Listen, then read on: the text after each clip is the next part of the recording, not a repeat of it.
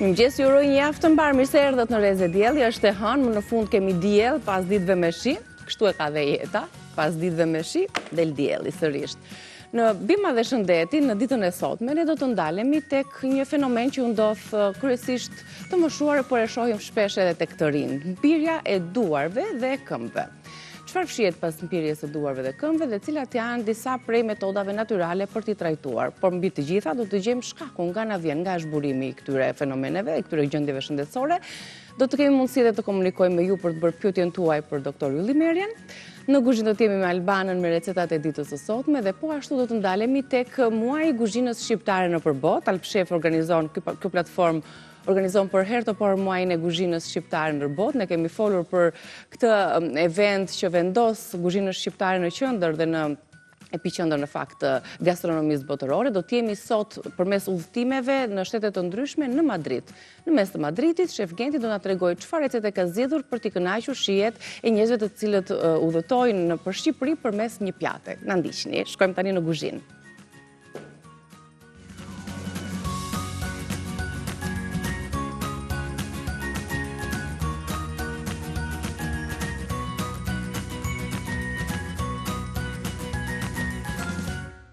Mirëmëngjesi, mirë se të gjeta në kuzhinë. Ja të kemi përpara anvisave tona, përpara publikut ton, për ta nisur javën me shije të mirë. Ja të mësojmë një herë se çfarë gatuajmë. Shija e mirë për shembull? Shija e mirë karakterizohet nga disa elemente. E para punës nga nuhatja, e dyta nga shija që ti ndjen dhe nga shija e mirë që të lë personi që gatuan. Mendoj unë. Po. Kurse unë them, shija e mirë është ajo perime që është e stinës. Pra, asnjëherë ne nuk duhet të ngatërojmë, dhe derisa them një herë, le ti vë këto një herë unë të ka urdisën e të bëhen, e pastaj të flasim gjatë gjithë kohës. Shija e mirë është perimi e stinës, mbi të gjitha. Sepse e mirë është çfarë vlerat që marrim në trup, ajo është. Pastaj pak skrip, mishi i pjekur apo në avull apo kështu, këto janë gjëra të tjera, gjë që ne të gjithë ndikohemi nga kjo gjë. Por unë them, të punojmë gjithmonë me perimet e stinës. Perimi e stinës, kush është? Patjetër që është preshi, lule lakra, brokoli, panxari. Më pas në muajin tjetër largohet pak brokoli, është vetëm lule lakra. Do thoni ju një soj është një soj, por është dhe dy sojësh, sepse janë gjithmonë çfarë është më e fuqishme. Dhe këto të shkretët, frigorifer që ne kemi këtu, nuk janë dhe aq të duhur, me që jemi dhe në muajin, e tillë nuk janë aq të duhur në shtëpia tona. Frigorifer? Ato zajre që përdorim ne, patjetër ai frigoriferi që është atje i madh 2 metra. E mirat mirave është që ne... Ai duhet të edukohet njerë. Duhet të mbushet me Jo, ai nuk duhet të produkte të mbushet, stinës. ai duhet të ketë gjëra të pakta. Jo të mbushet, të ketë gjëra të pakta sepse ne duhet të konsumojmë vetëm gjërat e stinës, vetëm gjërat e stinës. Jo, kam fjalën të mbushet me gjërat e stinës dhe me gjërat të shëndetshme dhe jo me disa produkte që na bëjnë dëm. Që kështu, unë ju jap fjalën që do gatuaj vetëm perimet e stinës. Mbase mund të jenë të përngjashme, por ky është emisioni im, që të jem sa më e duhur në këtë pjesë të kuzhinës këtu. Kam preshin. Tek preshi i vendos pak a pakun. Mbaruam. Kam vezët. Largoj pak sa ta lierën. Vezë, kos, vaj, krip, piper, djath, dhe kur flasim tek mielli, ju e dini shumë mirë që unë nuk e ndal vrapin tim, jo hapin tim, po vrapin tim, me vrap, shkoj të ola dhe zgjedh, edhe për të gjitha përdorimet. O të gjitha mund të zgjidhi. Mjafton mos ketë ai farina hap. Po, kam edhe miell mistri, miellin e mistrit të verdh. Unë e përdor atë të bardh, sepse të verdh, përdor të bardh dhe më duhet e miell gruri. Çdo lloj mielli mund të përdorni, vetëm duke e përjashtuar farina hap që është me 2 shijet. Pastaj të tjetrin mund ta përdorni. Me vaniljen, me portokallin. Shtoj. Krip. Sikurse dhe pluhur pjekës. Jap një përzierje shumë të mirë. Nëse shoh që sikur shtova pak, dhe pak i shtova. Shoj tamam pjesën tjetër. Shtoj masën e vajit,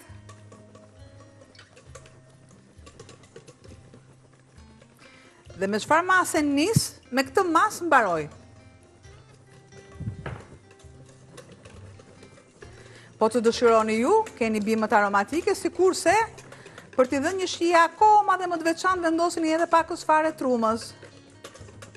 Po Niki, i lexon tik për... Po, sepse kjo recetë quhet tavë me miell misri dhe presh. Pra, për t'i... Si mas kremoze, delikate... E më ndafsht, themi neve, duke i trazuar dhe duke i shpërbër në mënyrën më delikate të mundshme që dhe rezultati të jetë i tillë. Mirë, tani le të shohim recetën e shkruar. Do t'ju ndihmonte shumë për t'i shkruar përbërësit me fletoren tuaj, për të patur një ide të gramaturave. Pra, tavë me miell misri, presh dhe djath. Kemi prerë në copëza të vogla, 100 gram bishta preshi, 1 gotë vaj, 2 gota kos, 1 vezë, 1 gotë qumësht, 2 gota miell misri, 500 gram miell gruri, 1 pako plur për pjekje, 200 gram djath i bardh dhe krip sipas dëshirës.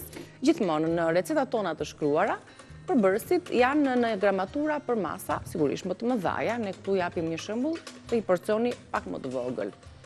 Pra, shtojmë qumshin.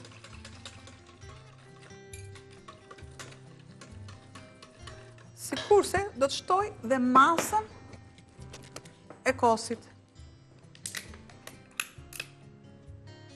2 të tilla, pra tham, me çfarë mase nisim, me atë masë mbarojmë. Opa. Është kjo procesi, kjo mania e mos largimit e mosheqjes komplet të kapakut, është çdo biznes. Ja, opa. Pra kemi 1 gotë qumësht, 2 gota kos, 1 gotë vaj. Bëjmë përzierjen e duhur. Shtoj masën e preshit, e largoj, masën e preshit, bishtat e preshit janë më të forta dhe kanë një shije më të fuqishme se pjesa e sipërme e preshit. Pjesa e sipërme është pak më delikate, por unë them që shijen më të fuqishme e ka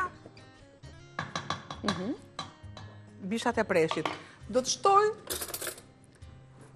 masën e miellit misrit.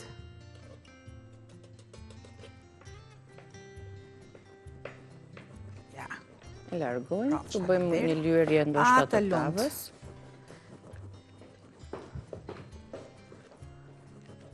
Se dihet që mielli i misrit e do pak i ndyrën, që të mos ngjisi. Jo. Tani do ta ndihmoj dhe me miellin e grurit.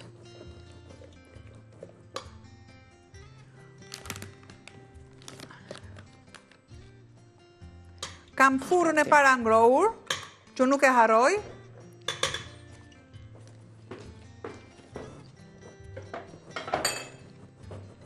Ja, opa. Niki, e përzihen pak ti? Sa të presë edhe unë bimat aromatike dhe që t'jemi? Pra të këtasi shtuam produktet e bulmetit, preshin edhe miellin. Një përzierje që të prapet mirë mielli, të mos ngelen kokriza. Shtoj e merr shijen.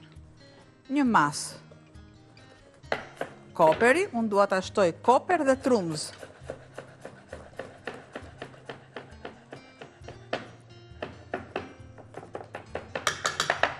Opa, ma e pak ka të nike? E lutë. Ma është të përzije prapë. Koper trumz janë këtu brenda, bimët aromatike, që cilat janë edhe kështu zgjedhje sipas shijes së cilit. Po koperi shkon me preshin. Po. Të bëj dhe unë gati djathin, edhe.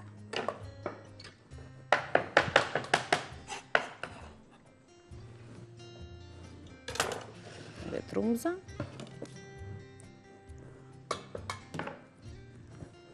Fatmirësisht i gjejmë edhe këto bimët e aromatike tani përsëri në gjendje të freskët të tharë.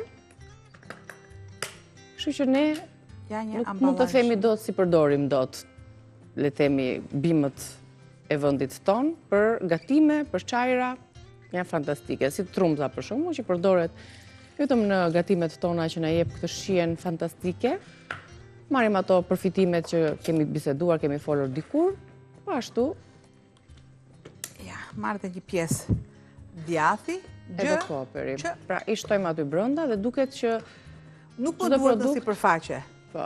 Më duhet brenda shija. Tani, të lutem sërish je në pozicionin. Ja, do ta trazojmë pak. Një që edhe djathi të zhytet aty tek brumi. Edhe lyhet. Ne nuk vendosëm letër pjekje, lyhem tepsin me vaj dhe tani masa është gati për ta vendosur në kaq vaj. Sa shikoni ju, pra duhet të ketë vaj, jo vetëm një spërkatje, goxha duhet të ketë. Dhe shtoj të gjithë këtë masë. Opa.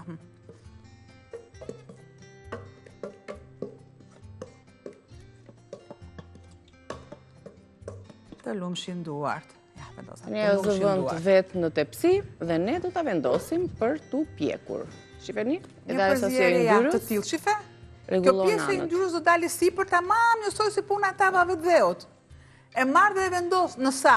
E vendos në 200 gradë, varësi të furave, do 180-200 gradë për sa minuta, diku të 35 minuta dhe shkova. Do presim që të piqet. Ndërkohë së bashku do të kalojmë në një hapësirë të vogël promocionale, rikthehemi shumë shpejt me recetën tjetër, ju presim. Dhe ku e lashun? Dhe ja ku jemi rikthyer në kuzhinën tonë për të vazhduar me gatimet e tjera. Kemi vendosur tavën me miell mistri dhe me presh, tani përgatisim qofte me salcë të kuqe. Opa, marr. Qofte me salcë të kuqe, por jo vetëm, të tregojmë mirë produktet se çfarë na duhet tjetër për përgatitjen e këtyre qofteve që do të kenë shumë shije në fund, derisa ti përgatisim. Ju do të lexoni fillimisht listën me këto produkte. Ta afrohem që ti lexoj pak më afër. Ju duhet mish i grirë 300-400 gram, 2 qep të thata, 3-4 thelpinj hudhër, 2 feta bukë të njomura në ujë, një vezë, gjysmë tufe majdanoz, koper pashtu, salcë domate, uthull, një lugë miell, vaj ulliri, spec djegës nëse i doni pak pikante, krip piper i zi. Salca e kuqe do të ketë 2-3 domate të mëdha, një lugë gjelle, salcë domate, një qep mesatare, 2-3 thelpinj hudhër, një lugë uthull, një lugë çaj sheqer, gjethe dafine, krip piper dhe vaj ulliri. Kjo është lista e përbërësve tanë. Tani, shtoj direkt masën e qepës. Nuk pres asgjë që të më ngrohet, as vaj, as gjë. Si që shikoni në vaj edhe pakës ujë.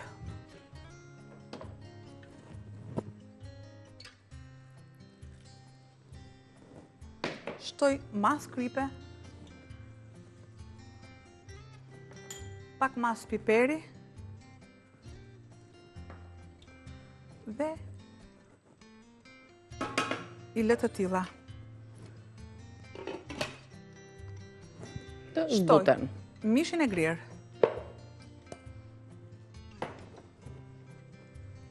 Mas kripe.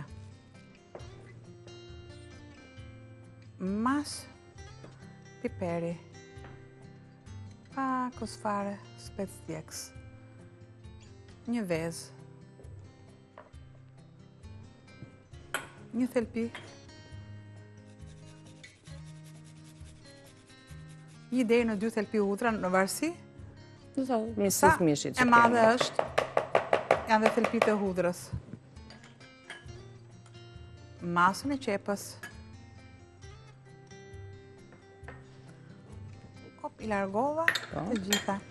Të pra për qoftet. Po. Për ti punuar. Normalisht që kam masën e bukës ose të thërmjeve të bukës, galetës. Filloj dhe punoj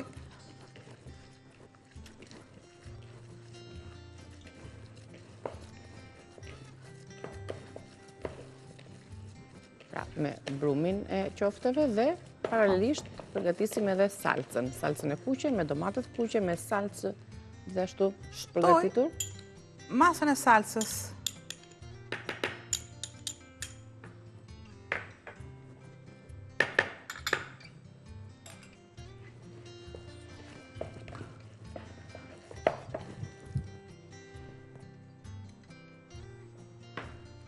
Shtoj bukën e njomur ose galetën.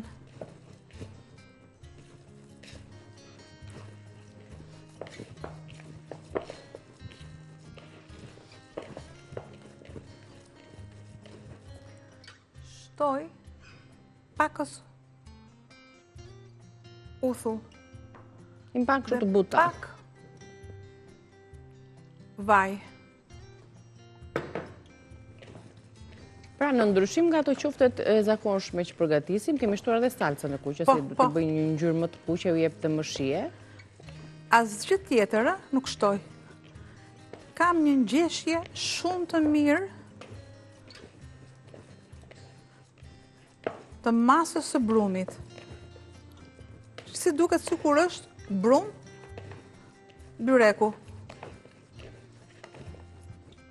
Largoj një 2 masa që kam të qepës, që blenderi nuk i ka bluar mirë. Duket goxhaja e lidhur mirë, e mpiksur. Po, shikoja. Nga punimi që i është bërë produkteve, ngjeshja e tyre, shpërndarja aromave, e vlerave, lidhja e mirë, i bën edhe qoftet shumë më të kompakte, më të qëndrueshme. Në pas vazhdojmë. Tani sa kohë bëhet gati salca, qoftet edhe marrim pak brumi qofteve qëndron edhe bëhet qepa dhe qëndron.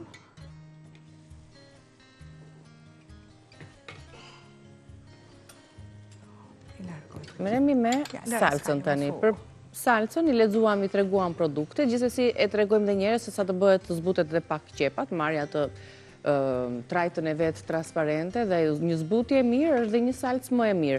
Shohim vetëm produktet e salcës poshtë, pra që ka të bëjë me domate, me salcë domatesh, nga ajo që është e koncentruar, një qep mesatare, 2-3 thelpinj hudhër, një lug uthull, pakës sheqer nga aciditeti i salcës dhe i domates, gjethet dafine, krip, piper dhe vaj ulliri, pra për salcën.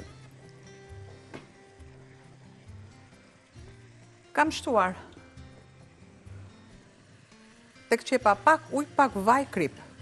Shtoj salcën.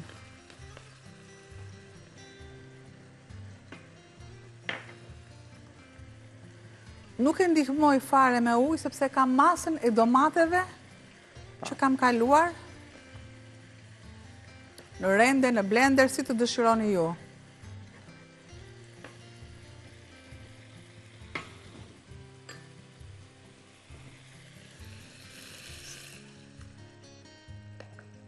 Salcën e domates.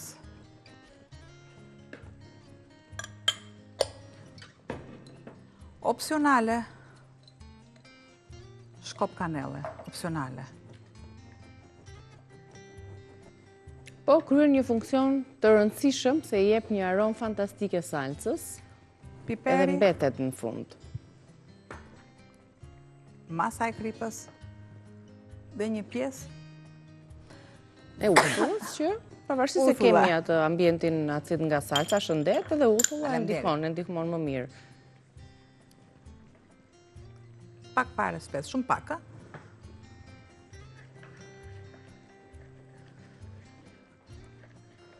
dhe e lëm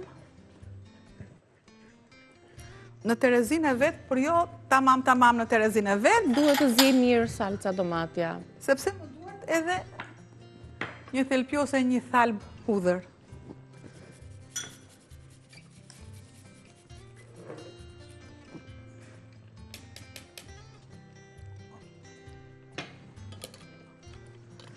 Tani unë besoj se është gati për qoftet, apo jo? Në rregull, duke e ajkosur pak sa me qumësht. Nuk e iqdor nga kjo gjë unë. Se dhe mine zbut pak atë shien e fort të salcës. Këtë krah. do të shtoj një gjethe dafine. Pra, i kam limituar që të gjitha.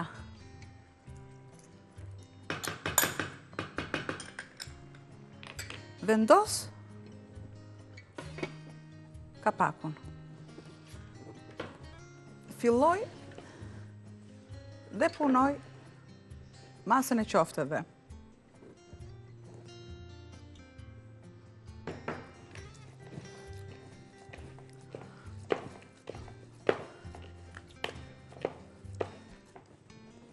Do t'i japim tani formën dhe do t'i zgjejmë apo jo të salca? Po. Marr nga një lugë të tillë plot. Pra kjo është as të mëdha as të vogla. Preferimi. Duke pasur vaj, normalisht që na ndihmon të shkëputet më kollaj masa.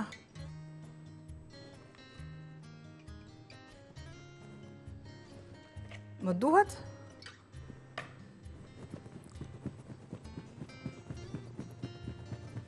t'i japim tani atë dorën e fundit, si të themi ne, për t'i skuqur për t'i gatuar. Pra nuk janë aq të mëdha, nuk janë dhe aq të vogla sa të bëjmë ato pasha qofte, sepse ato do të zgjejnë aty dhe nuk do të kenë një proces skuqje të mëparshëm që të marrin procesin më të gjatë termik, ndaj dhe bëhen pak më të mëdha kur janë më vete që serviren si qofte me. Po të doni mund t'i shtoni në Arden, për shembull, po të doni. Por ajo është një gatim tjetër që ne sërish risikohemi sepse kemi gjithë dimrin përpara. Tek salca po thua në Arden.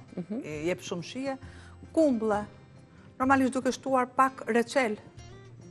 I bën shumë mirë. Reçeli çfarë është tani? Reçeli hurmës. Po. Ky goshetimi shihet pekmezi. Kombinimi më i mirë i domates së thatë me mollën. Do t'ju themi sekret, po. Nëse ne duam të bëjmë reçelin e mollës, shumë mirë kombinohet me domaten e thatë.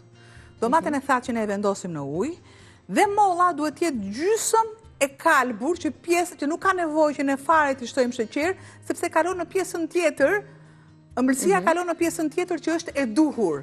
Aty ne kuptojmë që dhe mollët janë bio. Nuk mund të kalbur mollët kollaj. Po. Aty dhe mos janë bio nuk është problem. Gërshetimi i domatës së thatë me mollën është gjëja më ideale dhe shumë vlera. Filloj sërish, unë vazhdoj, sepse këto isha duke bërë.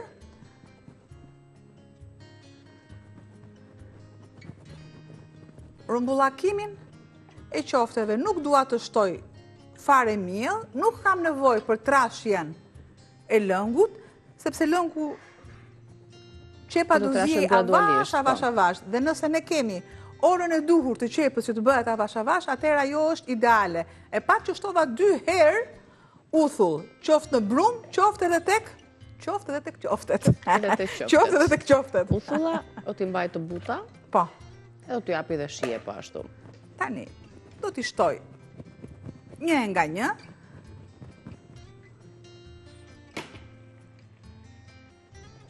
Kujdeso, pësë është s'ka problem. Kujdes.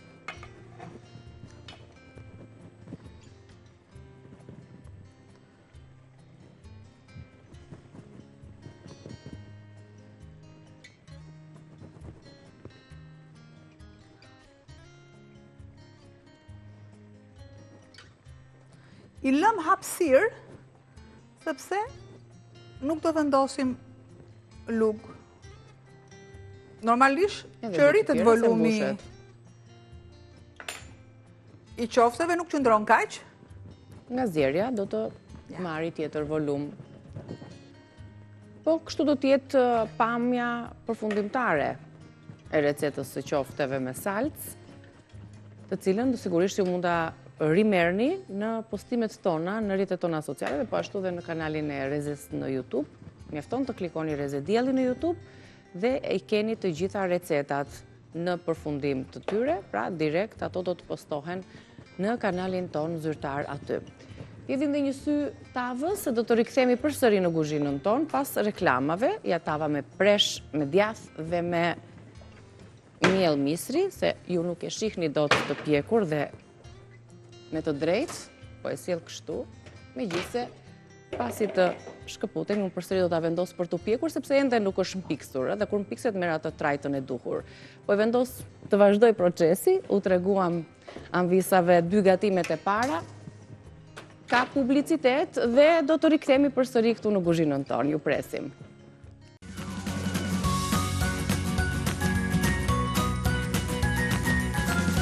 Ja ku jemi rikthyer në kuzhinën tonë me recetat të përfunduara në proces pune, recetat të reja siç do bëjmë gështeja tani.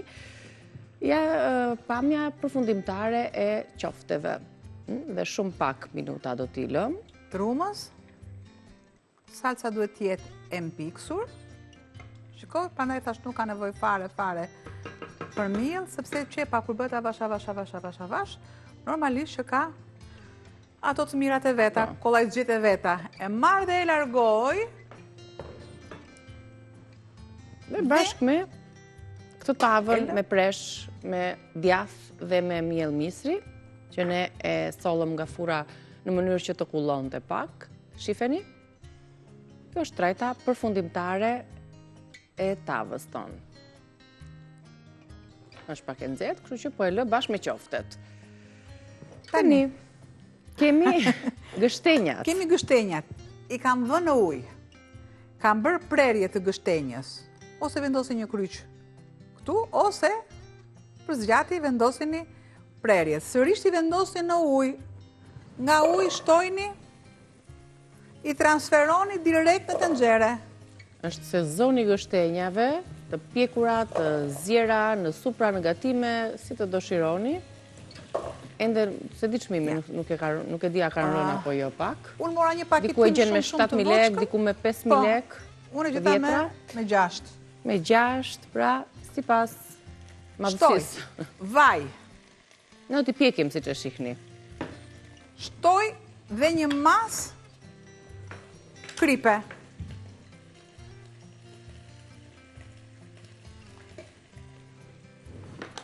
Dhe me përzierje. Pra të lara të pastruara, bëjmë atë prerjen që e treguam në ato skajet e gështenjës, dhe më pas i vendosim për të pjekur në tenxhere me krip. Vazhdimisht, kur fillon dhe ikën shkëlqimi i gështenjës, ne fillojmë dhe shtojmë nga pak ujë. Kjo mas ujë gjithmonë derisa të filloj dhe të shpërthej të jetë e dukshme pjesa e brendshme e gështenjës. Pra hapet ajo, tregon pjesën e brumit brenda. E mirave është, ne këtë lutem edhe pak sheqer. Shtojmë krip dhe sheqer shumë më pak, që të kemi atë shijen e duhur.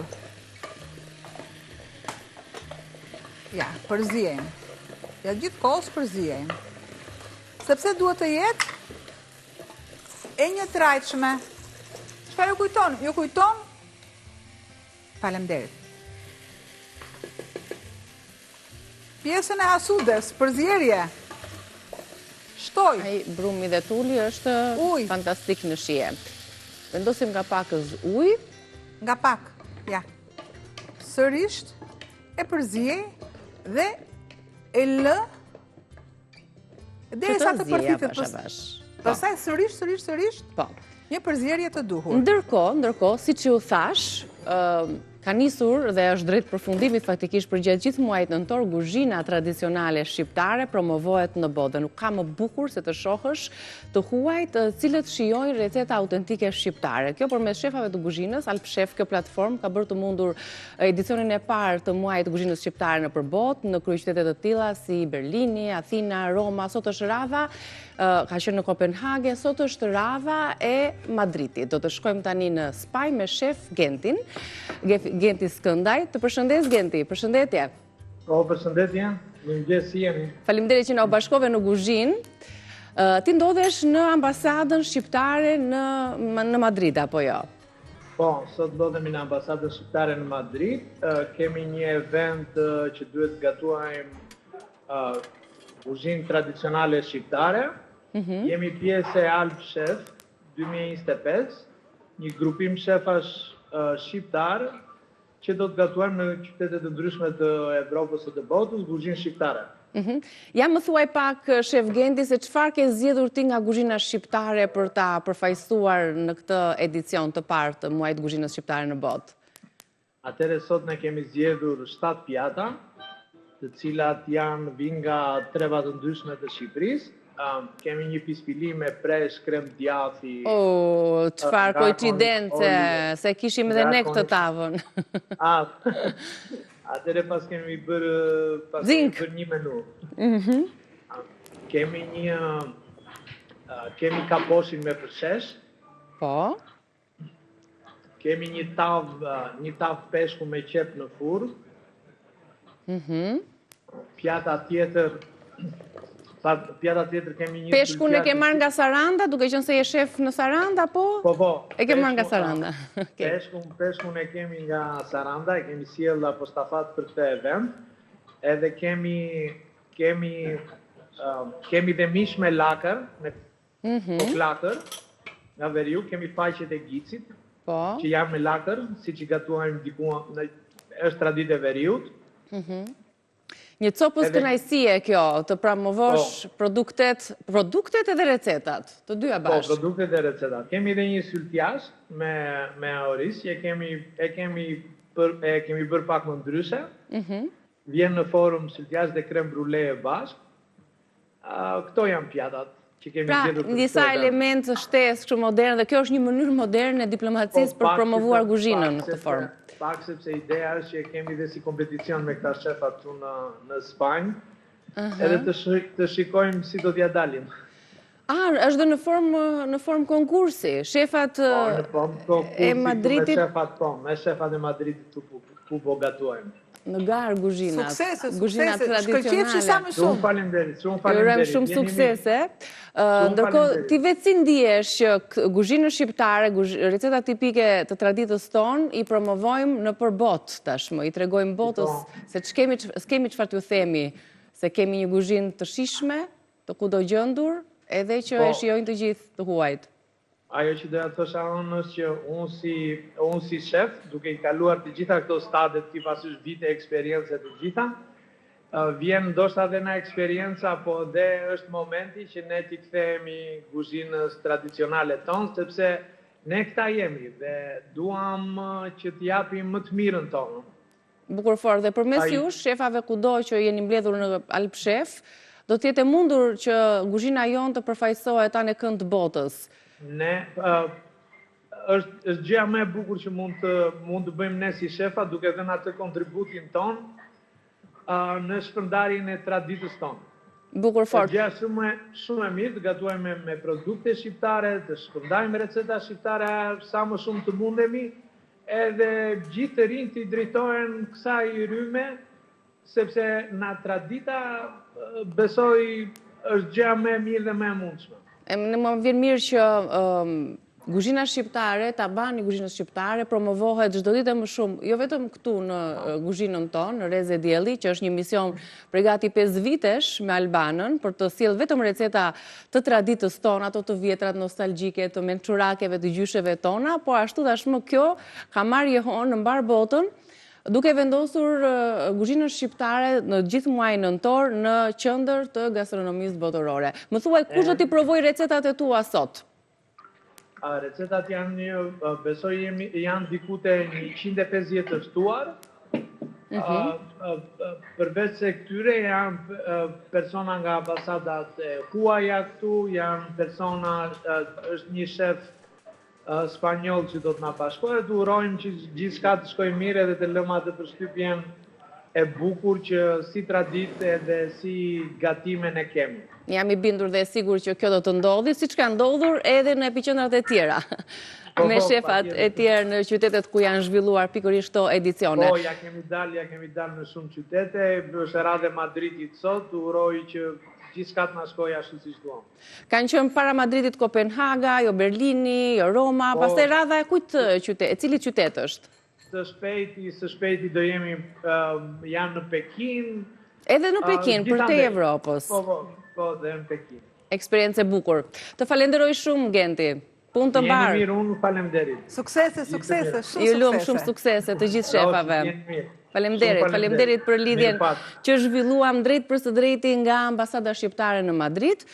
Ka ardhur momenti dhe të mbyllim. Shkrenari, patjetër, kuzhina është shkrenaria jonë. Shqiptar, shkurt. E drejtë, e vërtet. Kjo është edhe arsyeja që ne i mësojmë kaq shumë traditës tonë. Mos harrohet. Unë jam rënqethur nga... Unë kam thënë pa furçe, pa gjë fare. Androniki më pëlqen jashtë masë në punën e se si e prezanton gjën. Unë sot jam rënqethur. Po, unë jam rënqethur. Sepse e ke lidhje emocionale me kuzhinën shqiptare, me recetat, me gjitha kjo. Unë i them në lumt edhe të lumt. Bravo. Ne do të shkëputemi tani nga kuzhina. Faleminderit për recetat e sotme. Shihemi nesër me Albanën. Gështenjat duke u bërë janë. Ne do të shihemi pas fleshit informativ, do të jemi me doktor Ylli Merja në Bima dhe Shëndeti. Pse na mbien duart, pse na mbien këmbët, cili është shkaku dhe cili është trajtimi natyral. Ju pres.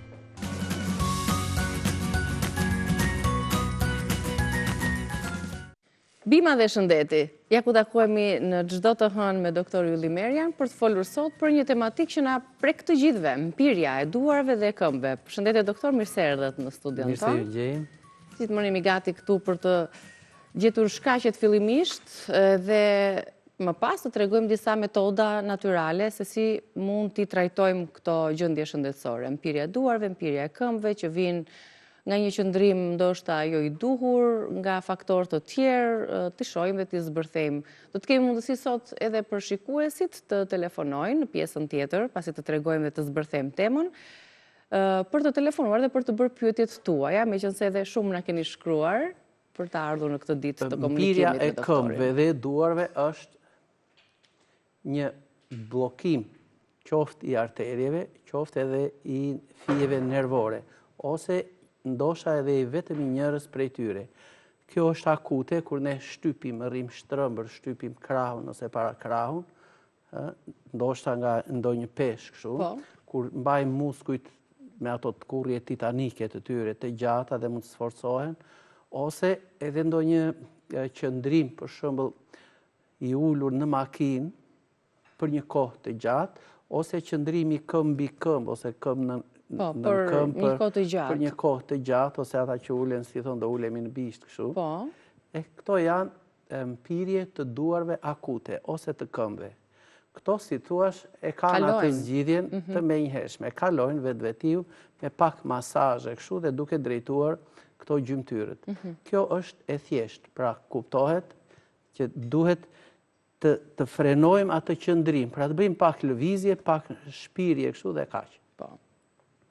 Një mpirje tjetër, që ta nxjerrim të parën këtë si në dukje, e cila është në një dorë dhe në një këmbë, në të njëjtin krah, dhe që vjen pak nga pak në mënyrë graduale, duke u përshkallëzuar, që do të thotë nga dita në ditë theksohet mpirja në një dorë dhe në një krah, le të theksojmë edhe këtë gjën tjetër. Dhe ne, si kur të ledhatojmë lehtë me mollzat tona të duarve faqet, dhe në qoftë se ndjeshmëri në një faqe e kemi të plot, edhe në tjetrën sikur me zor e ndjejmë, por në krahun e kundërt të mpirjes, atëherë ky është rast urgjent që personi duhet të shkojë për ekzaminime mjekësore, ndoshta e para ndonjë rezonancë magnetike. Pra, në këto raste, mund të jemi paralajmërues për ndonjë sëmundje të rëndë në sistemin nervor, ndoshta ndonjë glioblastom. Pra, për ta përmbledhur, kur mpirja është edhe në krahun e majt, për shembull, apo të djathtë. Dore e majt, këmbë e majt. Mpirja pak e nga pak, derisa njeriu me zor ecën, ai urgjentisht duhet shkojë tek mjeku, të bëjë ekzaminime të mëtejshme. Po kështu nëse ky ledhaton lehtë me dorë mollzat, faqen, ballin, qafën në mënyrë simetrike, po ndjeshmëria është në njërën normale, në krahun e kundërt të mpirjes së dorës dhe të këmbës është që me zor e ndihen, personi duhet vej tek mjeku.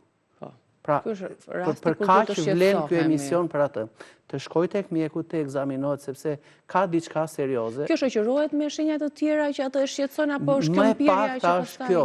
Po, pastaj në sistemin e lokopedisë, ai me zor artikulon, sikur harron fjalët, sikur harron figura njerëzish e kështu me radhë. Pra, po ju trash gjuha dhe nuk flet dot, nuk artikulon dot, me zori thot dhe ato fjalë, nuk duhet të presi, është alarm që duhet vetë të shkoj dhe të shikoj çfarë ka ndodhur në sistemin e tij nervor. Sepse ndoshta në mas aty shtyp nervat, i komprimon nervat dhe jep sinjalin në krahun e kundërt. Pra, nëse ajo është djathtas, mpirja është majtas. Se ne e përmendëm majtas apo djathtas. Kjo gjë, ky fenomen mund të ndodhi dhe nga krahu i djathtë, dora e djathtë edhe vetëm në këto raste të glioblastomave është në krahun e kundërt, se hemisferat punojnë në mënyrë të kundërt. Qartë. Pra, kjo si thua përjashtohet. Ndërsa në rastet e tjera, kur ne kemi, për shembull, një ftohje të duarve dhe të këmbëve, në mënyrë si thua të menjëhershme, po jo se kemi ndënjur në një ambient të ftohtë, ose kemi ndënjur në një ambient normal, si thua. Mund të bjerë shi jashtë, po temperaturën brenda kemi 24 gradë, 23, 20, që është ngrohtë, dhe ky person ndihen të ftohtë dhe i prekim duar dhe këmbët janë të ftohta, atëherë problemi qëndron te sistemi i qarkullimit të gjakut. Pra është sistemi vaskular ai që na i ka dhënë këtë simptom. Kjo ftohje shoqërohet edhe me këtë mpirjen që po themi, te mollzat. Në fillim ndihem një ftohje sikur nuk i ndihen as duart as këmbët. Sikur ato janë të paralizuara dhe nuk i lvizin dot. Njëkohësisht ne duhet shikojmë tensionin. Në këto raste kemi një ulje të tensionit. Dhe mirë është që personi shpejt e shpejt pak krip poshtë gjuhës, ose diçka me pak krip që mund ta marrë ta pi, kos me krip ose dhall me krip, ose diçka tjetër. Paralelisht me këtë, ai duhet menjëherë të marrë të vendosi borsa me ujë të ngrohtë ose këmbët në ujë të ngrohtë, ose shishe kështu me ujë të ngrohtë, në mënyrë që të fillojmë pak nga pak të rrisim temperaturën e trupit dhe të nxisim të ndihmojmë qarkullimin e gjakut. Nëse kemi, pra kjo ishte një shenjë tipike dalluese, këmbë të ftohta, duar të ftohta, mendja do na shkojë tek hipotensioni. Nëse kemi mpirje, mizërim të ndonjë dore, po e kemi zënë shtrëmbër gjatë natës, ose kemi mbledhur këmbën, për shembull, e kemi ndrydhur gjatë natës dhe ndjejmë atë mpirjen, atëherë kjo është një shtypje nervore. Atëherë, ku duhet na shkojë mendja? Ose e kemi shtypur me diçka, për shembull, ose e kemi zënë krahun keq, ose para krahun e kemi mbajtur kështu, dhe kjo ka funksionuar deri në një farë kohë, ka rezistuar, si thuash, dhe pastaj është bllokuar edhe sistemi nervor, është shtypur, është komprimuar, është ngjeshur, por edhe arteriet dhe venat e qarkullimit të gjakut. Dhe ndjesia në këto raste është sikur kemi një shpim mizëron ajo dhe përhapet deri sipër. Atëherë, zgjidhja e shpejtë është kjo, shpejt e shpejt drejtohemi dhe fillojmë një masazh të dorës dhe të krahut. Pra është ai rasti që ne treguam për shkak të një shtypje apo të një faktori të tillë të jashtëm dhe jo të brendshëm, që ndodh për shkak të një gjendje shëndetësore. Kemi një mpirje të duarve e cila vjen në mënyrë të përshkallëzuar nga dita në ditë, pak nga pak, pak nga pak, pak nga pak. Mpirje që fillon tek mollzat? Nga mollzat nga brenda, vazhdoi me gishtat komplet dhe po e njëjta gjë edhe tek gishtat tek shputa e këmbës. Mpirje si mizrime kështu, ose si kur lëvizin milingona kështu që na pickojnë nga pak, ose si maja gjëmbash. Dhe vëmë re që kjo mpirje është shoqëruar edhe me diçka tjetër. Një lodhje, një këputje trupore, dhe kjo këputja vjen si thua si një dembelizëm nga dita në ditë. Atëherë, duhet të na shkojë mendja që kur kjo lodhje shoqërohet me mpirjen e duarve, duhet na shkojë mendja tek ndonjë mungesë e vitaminave, B1, B3, B6, B12 dhe acidi folik. Por, paralelisht afërsisht me këtë, është edhe një mpirje duarsh, kur një njeri është anemik, kur mungon hekuri, kur ka hemoglobin të ullët, ferritin të ullët, dhe njëkohësisht, le të themi, elektrolitët në gjak, pra magnez, kalcium, kalium dhe mikroelement të tjerë, kur këto janë nën vlerën e tyre, po kështu do të na japin mpirjen e duarve. gati të parafërt si me mungesën e vitaminës B12 dhe vitaminave të tjera. Pra pas kanë diferenca këto pirjet, ka një shoqërohen dhe me një gjë tjetër. Po, në përgjithësi, anemia, mungesa e vitaminave, shfaq këto shenja. Kjo tashmë ka lidhje shumë me këtë gjë. Nëse hekurin e kemi të ullët, hemoglobina do t'jetë e ullët, po kështu edhe hematokriti. Që do të thotë, përqimi i oksigjenit në muskuj do t'jetë më i ngadalt. Muskuj do të marrin më pak ushqyes, pra lëndë organike dhe më pak oksigjen. Atere, krahas mpirjes që sikur me zor po i lëviz gishtat edhe këmbët, kemi dhe atë këputjen trupore. Pra mendja duhet na shkojë që në këto raste të bëjmë analizat e gjakut, rotu një hemograme, pra atë gjakun komplet. E gjithashtu gjakun komplet plus që edhe elementet shtesë. Atë elektrokardiograme që mund ta bëjmë në këto raste, po më shumë të fokusohemi tek analizat e gjakut. Pra atë gjakun komplet të bëjmë hemogramën, pa e bërë atë elektrokardiogramën s'ka që në duhet, as diçka tjetër, vetëm të fokusohemi te këto analiza gjaku, pra pasqyra komplet e gjakut, hemogramën, të shikojmë dhe këto elektrolitet në gjak. Kaq dhe ne kuptojmë. Kemi një mpirje tjetër e shoqëruar edhe me ndezje këmbësh. Sidomos natën këta lloj njerëzish duan që këmbët t'i nxjerrin jashtë, t'i ftohin ujë të ftohët, dhe kur e prekin këmbën, për shumë, megjithëse ai e ndihen si zjarr, kur e prek këmbën, ajo ka temperaturë normale. Kemi të bëjmë me një neuropati diabetike. Pra ajo ndezja vjen, është ndezje nervore, të thuash. Ndezje komprimim i fijeve nervore. Atere, kjo ndezje që ka lidhje me diabetin, ka këto shenja. Pra shiko, nuk është këputje trupore, nuk është lodhje, nuk është pirje, nuk është këmbë e ftohtë, po është e nxehtë. Mendja na shkon që kemi një glicemi të ngritur dhe duhet shkuar ndoshta të kontrollohet glicemia. Pra, një hemoglobin e glukozuar, të bëjmë edhe këtë glicemin. Pra shikojmë si ka qenë 3 mujori, si është në ditën e sotshme. Dhe kjo ka të tjera masa, pra kjo nuk do më ujë të ngrohtë si në rastin kur këmbët janë të ftohta. Po mirë është ta trajtojmë me të ftohta dhe me diçka tjetër që e tregojmë. Hemoglobina glukozuar duhet jetë në ç'është nivele, që të kuptojmë se vuajmë apo jo kemi predispozita për diabet. Deri që është normale deri në 6.1. 6.2. Deri në 6.4 mund të themi që kemi mundësi që duke kombinuar për shembull një ushqim, një gjë tjetër, një problem e kështu me radhë, ta trajtojmë një problem të lidhur me diabetin, ta trajtojmë duke kufizuar sheqernat. Nëse kjo pastaj fillon të ngrihet mbi 6.5, atëherë duhet shikojmë që të merret edhe ndihma mjekësore. Që të kuptohet ky personi ka predispozit për diabet? Po. Një person që është i predispozuar për diabet, sidomos i predispozuar është ai që ka ndonjërin nga prindrit, kështu, atëherë mund të tregohet i kujdesshëm në këtë mënyrë. Sikur produktet që janë të ëmbla, ti kufizoj dhe të luftoj dembelizmin, ti jetë aktiv në jetë.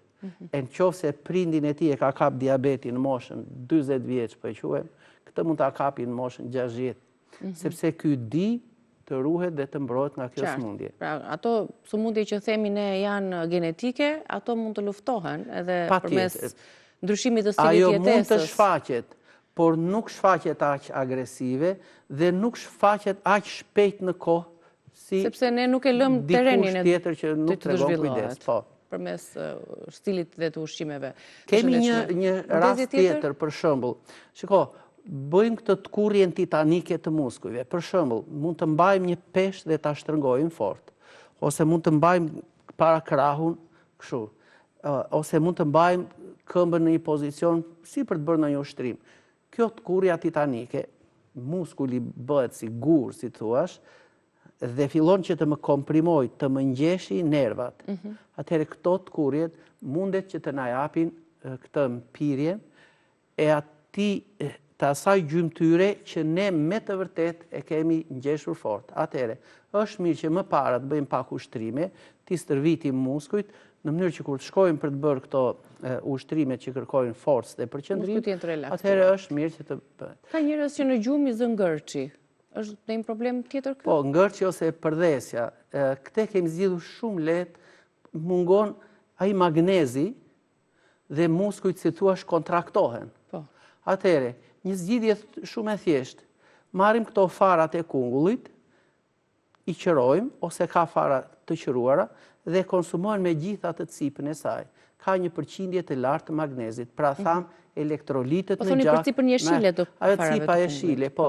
Ka pak klorofila, ka magnez. Po ju dham magnez muskujve, nuk ka më ngërç muskulor dhe kjo është pa diskutim e sigurt. Qartë. Pra, kemi një shenjë tjetër. Po, një shenjë tjetër. Për shembull, mund të më mpihet gishti i madh deri tek gishti i mesit. Pra, mpihen këto 3 gishta dhe më japin një dhimbje të fort, aq sa njerëzit i kanë të mpira këto dhe duhet ngrihen edhe natën, ngelen pa gjumë, duke i tundur duar. Duke s'ku aty grumbullohet diçka dhe i rëndon. Patjetër, jo.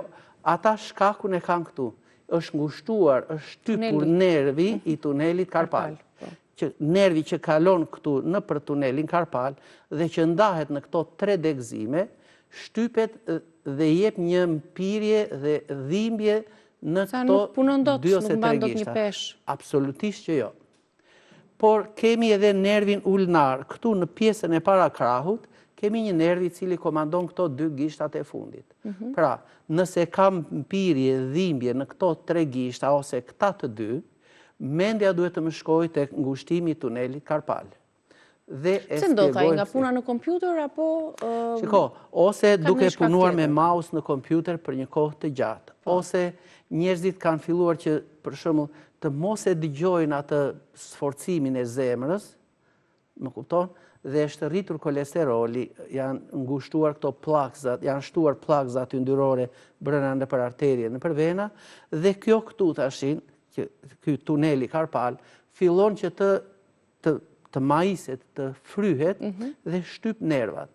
Në atë pikë, pra në një tunel shumë të ngushtë këtu, që kalojnë edhe arteriet, edhe venat, edhe fijet nervore, fillon që kjo t'i shtyp pak e nga pak.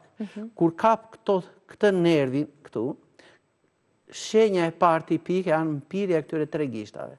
Nëse ne tregojmë përsërit pa kujdesshëm, mund të më vazhdoj edhe komplet pëllëmba e dorës, po, dhe si thuash, mund të bëhen bashkë dhe ngatërohet dhe ne nuk e kuptojmë a është tuneli karpal, i fryri e njëtur, apo është edhe ky nervi dhe muskuli ulnar që më shtyp këto të 2 gishtat e tjerë. Ky masazhi që u bëhet pikave të caktuara në pëllëmbën e dorës, që lidhet me qetësinë, me stresin, sa eficient është?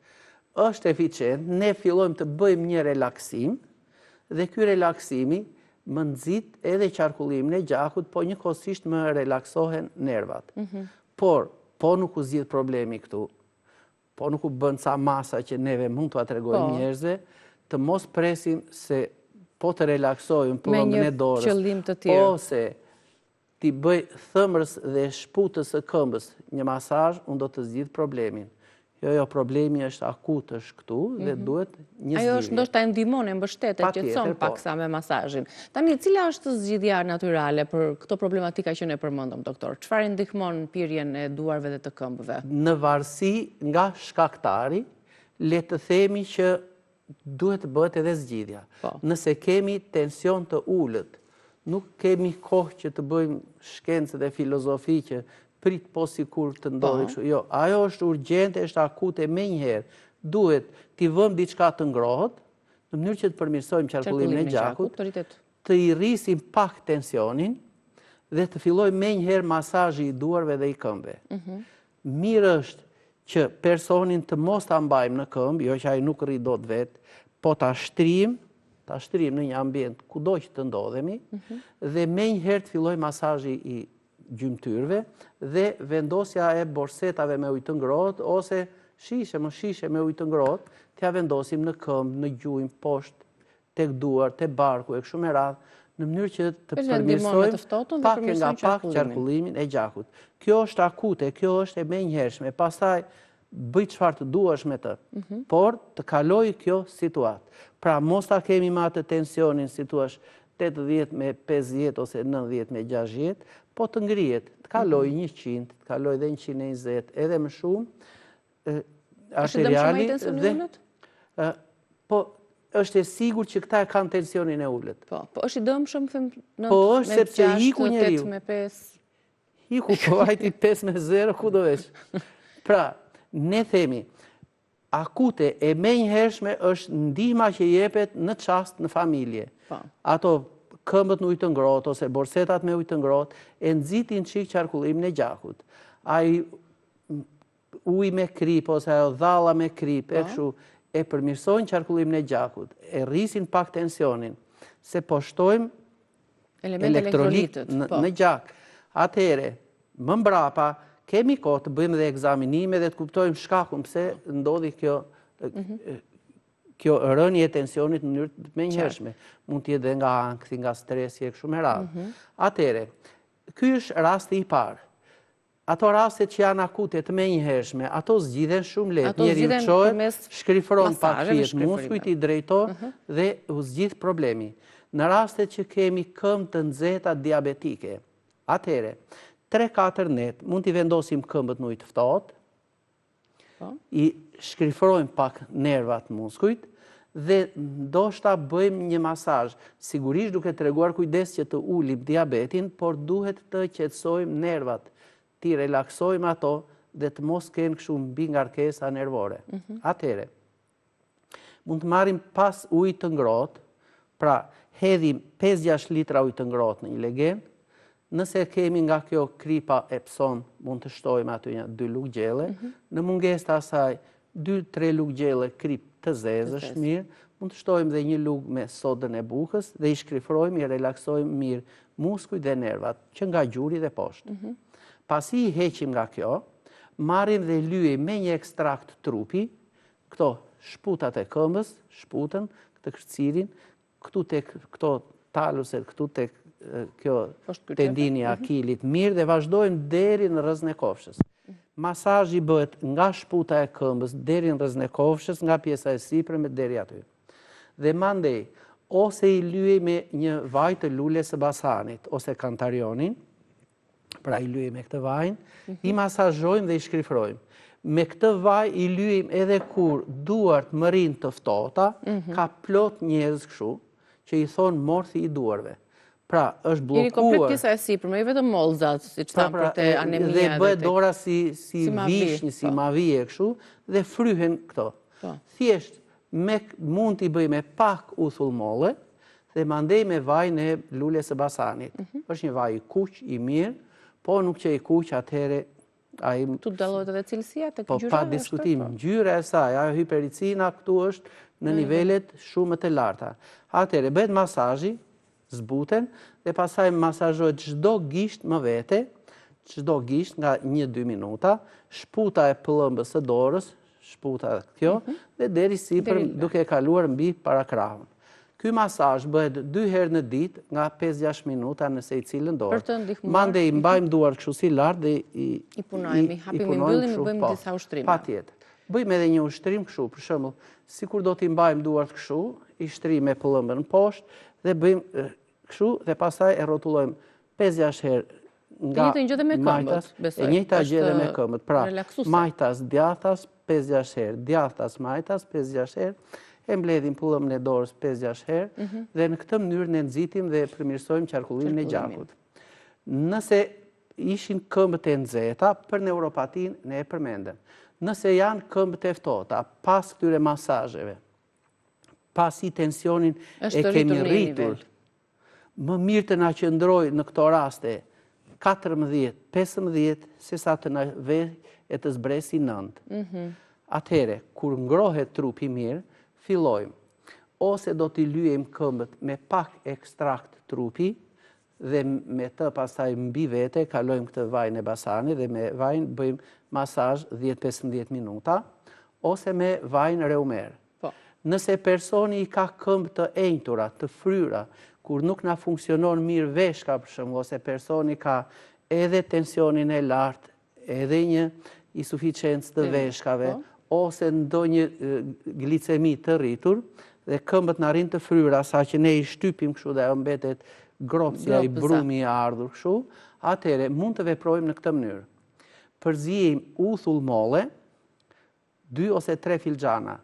Me 2 ose 3 filxhana nga ekstrakti i këtyre bimëve. I bimëve të...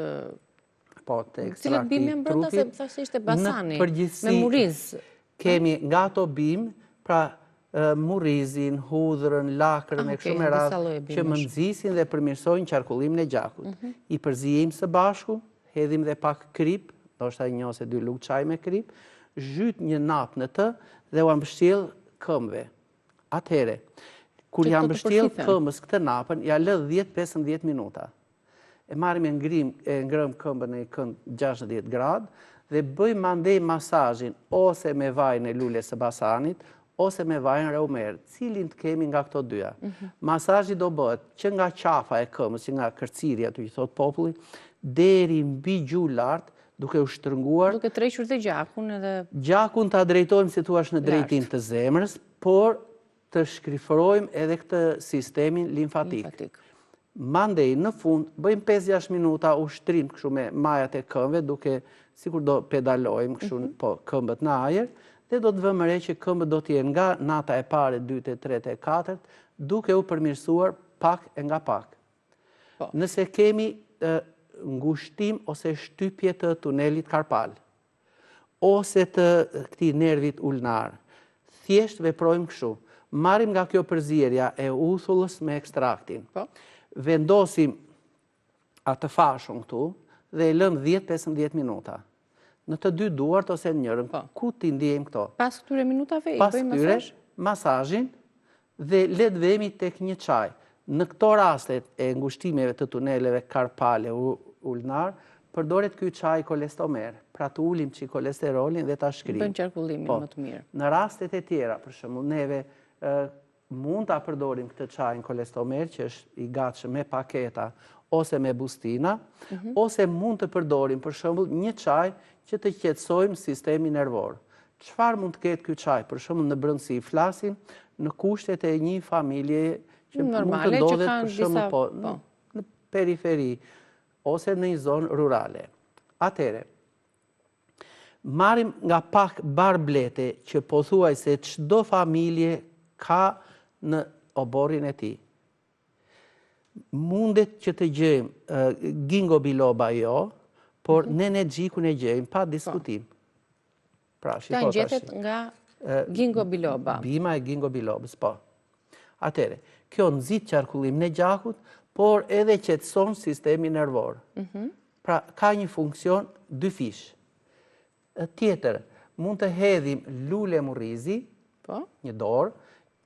një dorë me gjethe ulliri, dhe nëse nuk kam barblete për shembull, por kam kamomil, mund të shtojmë kamomilin. Atëherë, në qoftë se ne do të hedhim nga një lugë gjelle nga këto, bëhen afërsisht 5 lugë gjelle. Afërsisht në ekuivalencë me 1 litër çaj. E zjejmë 2 deri në 3 minuta, e kullojmë dhe pim nga ky çaj 2 deri në 3 gota në ditë. Efektet që na jep çaji? Atëherë, përfitimet që marrim përveç se asaj që përmendëm. Në këtë mënyrë neve bëjmë një triad në zgjidhjen e problemit. Se s'mundet që vetëm masazhi të ma zgjidhi. Triada është kjo. Çaji që do më ndihmojë në drejtim të sistemit të qarkullimit të gjakut dhe në qetësimin e sistemit nervor. Pra futëm murrizin, e shoqëruam me kamomil. Po e shoqëruam dhe me barën e bletës. Shiko, kamomili, bari i bletës, mendra e butë ose nenexhiku janë për qetësimin e nervave.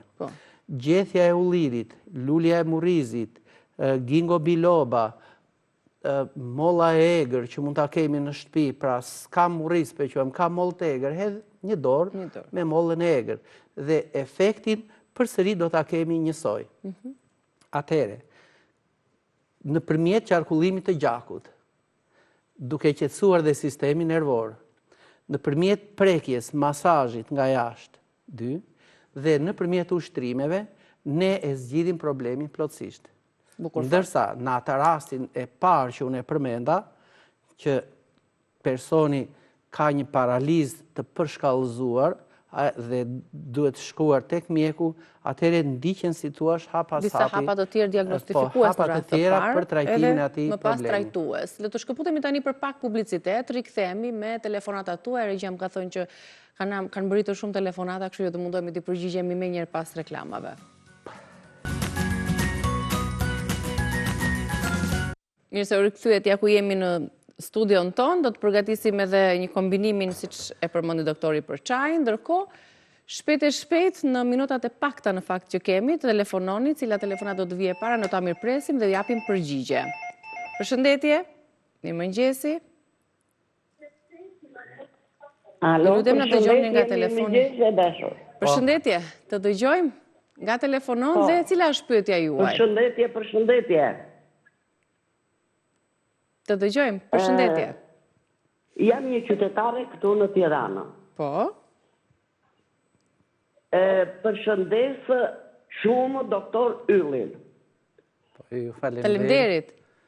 Më ka ardhur vëllai nga Tirana, nga Franca, e kam sjell këtu, duke dëgjuar në televizor doktor Yllin, kanë ardhur burrë grua të dy nga Franca dhe kanë bërë derman ke doktor Ylli. Janë vizituar, kanë marrë ilaçet, e ka quar me Paterica në katë parë që ka bërë fizioterapinë dhe janë gjitur shkallët pa Paterica.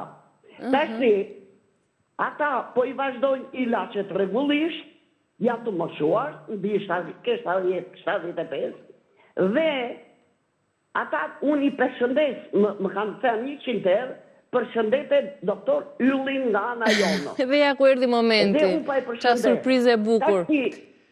Tashi e doktor, ata e përshëndesin me zemër edhe unë këtu në Tiranë pastu, e motra. Tashi, doktori qeshtë se e di që e qovi vetë me Paterica poshtë. Jo, doktori nuk e priste. Nga shkallët e ndori pa Paterica. Po nuk është i pari. Nuk e priste këtë telefonat, prandaj po them. Doktor të lutem, që me zi të dëgjoj. Në Francë kanë mbi 4 vjetë fizoterapi dhe nuk kanë gjetur derman. Ke Ylli kanë gjetur derman. Tashti, ke doktor Ylli, tashti ka një problem tjetër ata. Me që fama dhe nami ka vajtur në Evropë, tashti ata kanë edhe një problem tjetër, ja kanë tënë doktor Ylli. Po? Që kanë një vajzë 14 vjeçë. Një mbesë ka vëllaj. Dhe ajo tashi ja kanë të doktor Ylli, në Francë i ka dalë poshtë të këmbës, një nyje në të 2 këmbës. Franca ja ka sharruar ato. Kur ja kanë thënë doktor Ylli, ta i ka dhënë kokën, duart në kokë. Tashi, gati është i vendosur tani. Ja vlen që të vijë ajo vajza ke doktori nga Franca këtu. Sigurisht që ja vlen. Ka dhimbje ke nyjet e këmbëve. Ata ja kanë sharruar, ku diun çfarë kanë bërë. Dhimbje gjatë ja kanë të vetë doktori. Tashi ja vlen ata të vinë këtu. Tani unë them që të komunikohet dhe më pas, sepse edhe minutat janë vlen, mendoj se mund të jenë ato si zgjatime si ç të thëmrave të këmbëve, që ne i zgjidhim shumë thjesht në kushte shtëpie. Që do dhe një bisedë më të detajuar më pas, kështu që më mirë ndoshta kjo le të vijë tek mua. Të bisedojmë dhe me ata në telefon dhe i jepni një zgjidhje. Kam bindjen që kanë zgjidhje. Unë e falenderoj zonjë, ishte surprizë befasuese faktikisht dhe po prisja që të bënte pyetjen e radhës, por ndërkohë ishte një lloj mirënjohje me të drejtë, se doktori është pak modeste dhe ndihet edhe emocionohet në raste të tilla. Po unë të falenderoj shumë doktor për shpjegimet e sotme. Pra ishte edhe merita e televizionit Report. Faleminderit. Na ka quar në Francë. Edhe në Evropë, gjithandej. Faleminderit edhe shikuesve tanë. Puntata do të jetë në kanalin tonë YouTube. Ju kërkojmë ndjes për telefonatat cilat nuk arritën dot. Mund të shkruani, mund të marrin blej tek Instagrami doktor Yllit dhe stafi do të jetë gjithmonë i gatshëm për t'ju dhënë përgjigjet tuaja. Vetëm na i përmendi fjalën Report. Report. Reze Dielli. Do të jenë si miq të programit tonë. Faleminderit doktor, gjithmonë. Shihemi nesër bashkë. Mirupafshim.